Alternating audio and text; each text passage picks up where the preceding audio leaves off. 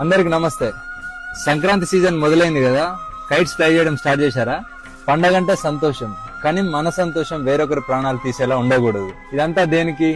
Yes, Chinese manja. Chinese nylon and synthetic fibre coated with glass powder. అంటే దీంట్లో గాజు పొడి వాడతారు. చూడండి, ఇది ఒకసారి చూసారు కదా, ఇది మనం మెడకు తగిలితే ఏంటిది పరిస్థితి? ఇది కేవలం దారం కాదు, షార్ప్ నైఫ్, గాల్లో వేలాడే కత్తి, అదృశ్య కత్తి.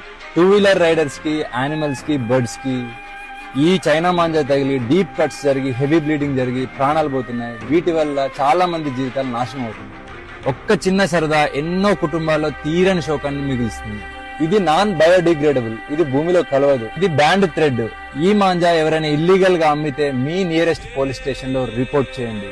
చైనా మాంజా అమ్మడమే కాదు, కొనడం కూడా నేరమే. చైనా మాంజా ప్లేస్ లో ఈ కాటన్ మాంజా వాడదాం. మరీ ముఖ్యంగా ట్రాఫిక్ అండ్ పవర్ లైన్స్ లేని దగ్గర, ఓపెన్ గ్రౌండ్స్ లో మాత్రమే ఫ్లై చేద్దాం. పిల్లల్ని మాత్రం మీ ప్రెజెన్స్ లోనే కైట్స్ ఫ్లై చేయనివ్వండి. మీ సరదా ఎవ్వరికి శాపం కాకూడదు. For this Sankranti, say no to China manja. Thank you. Jai Hind.